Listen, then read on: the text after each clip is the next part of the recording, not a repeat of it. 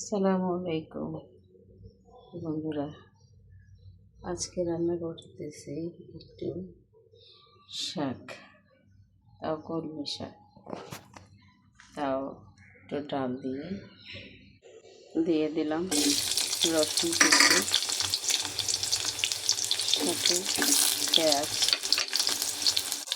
কাঁচামরিচ ফালি, একটু হলুদের গুঁড়া, মরিচের মশলার গুঁড়ো, হালকা মরিচের গুঁড়ো দিয়ে নাড়াচাড়া করে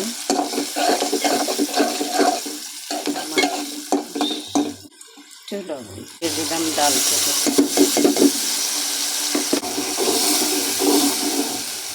এরপরে শাকটা দিয়ে দিলাম,